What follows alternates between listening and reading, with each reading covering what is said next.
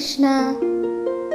ഭക്തലക്ഷങ്ങളുടെ ആശ്രയമായ ഗുരുവായൂര്, ഭൂലോക വൈകുണ്ഠമായ ഗുരുവായൂർ ക്ഷേത്രത്തിലെ ശ്രീലകത്ത് ഭഗവാന്റെ ഉച്ചപൂജ അലങ്കാരം ദർശിക്കുമ്പോൾ കളഭത്താൽ നിർമ്മിതമായ ആ രൂപം ഭക്തർക്ക് ആനന്ദം പകരുന്ന ഒന്ന് തന്നെയാണ്.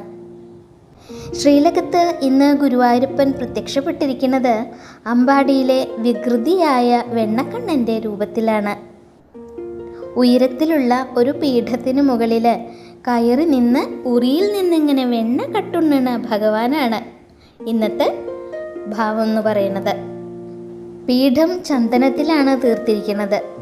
അതിനു മുകളിൽ ഭഗവാൻ ഇങ്ങനെ കുഞ്ഞിക്കാലുകൾ മനോഹരമായിട്ട് കയറി നിൽക്കുന്ന രീതിയിലാണ് ചാർത്തിയിട്ടുള്ളത്.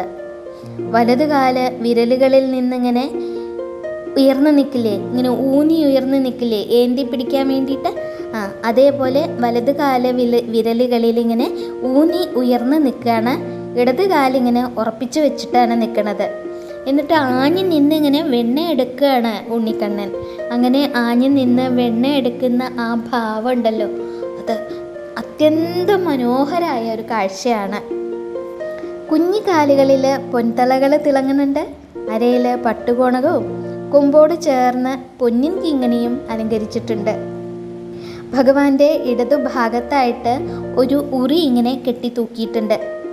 അതിലിരിക്കുന്ന ഒരു പൊന്നിൻ കലത്തിൽ നിറച്ച് വെണ്ണയാ.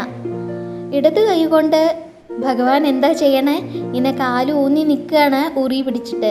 എങ്ങനെയാണ് പിടിച്ചിരിക്കണേന്ന് വെച്ചാൽ ഇടത് കൈ കൊണ്ട് ആ ഉറി ഇങ്ങനെ ചരിച്ചു പിടിച്ചിരിക്കുക. എന്നിട്ട് വലത് കൈ കൊണ്ട് ഇങ്ങനെ വെണ്ണ വാരി ഇങ്ങനെ കഴിക്കുകയാണ് ആ വികൃതി കണ്ണൻ.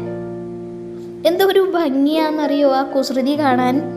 തൻ്റെ പ്രിയപ്പെട്ട വെണ്ണ കിട്ടിയ സന്തോഷത്തിൽ ഭഗവാന്റെ തിരുമുഖത്ത് മനോഹരമായിട്ടിങ്ങനെ സന്തോഷ അലയടിക്കുന്ന പുഞ്ചിരിയാണ് ഭഗവാന്റെ മുഖത്തുള്ളത്. ഭഗവാൻ ഒരു കൈ കൊണ്ട് ഉറി ഇങ്ങനെ ചേർത്ത് ചരിച്ചു പിടിച്ചിട്ട് വലത് കൈ കൊണ്ട് ഇങ്ങനെ വാരി വാരി കഴിക്കുകയാണ്. ഭഗവാന്റെ മാറത്ത് 3 ഗോപിക്കുറികൾ ചന്ദനം കൊണ്ട് ചാർത്തിയിട്ടുണ്ട്.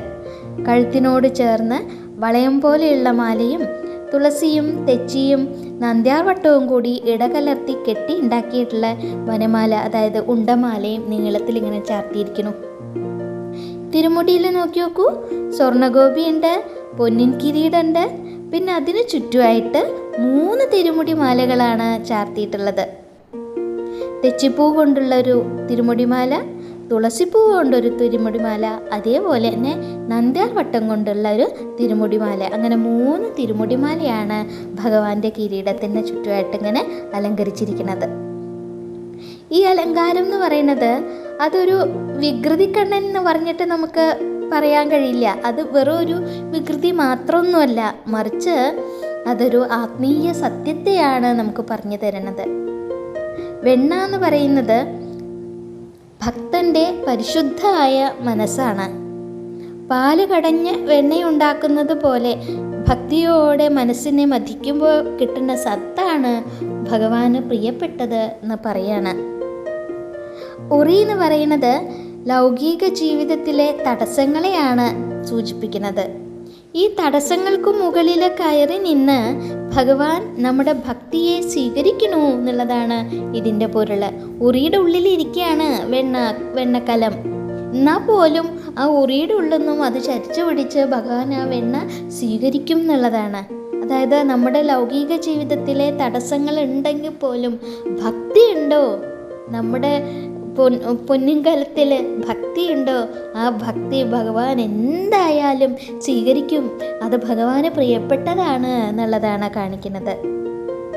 താൻ കഴിക്കുന്ന വെണ്ണ ഭഗവാൻ ബാക്കിയുള്ളവർക്ക്, പക്ഷി മൃഗാദികൾക്കും കൂടെയുള്ളവർക്കും ഒക്കെ കൊടുക്കുന്നുണ്ട്. അതെന്താന്ന് വെച്ചാൽ ലോക സമസ്ത സുഖിനോ ഭവന്തു എന്നുള്ള തത്വത്തെയാണ് അത് കാണിക്കുന്നത്. നിലാവ് പോലെ ശോഭിക്കുന്ന ഇന്ദ്രനീലവർണ്ണനായ നമ്മുടെ ഗുരുവായൂരപ്പൻ ആ തൃപ്പാദങ്ങളിൽ സർവവും സമർപ്പിച്ചുകൊണ്ട് ഭഗവാന്റെ ഈ പുഞ്ചിരിക്കുന്ന മുഖം നമ്മുടെ മനസ്സിലെ ദുഃഖങ്ങളെല്ലാം മായ്ക്കും എന്നുള്ള പ്രാർത്ഥനയോടെ നമുക്ക് ഭഗവാന്റെ നാമം ജപിക്കാം. നാരായണ നാരായണ നാരായണ കൃഷ്ണ ഗുരുവായൂരപ്പ.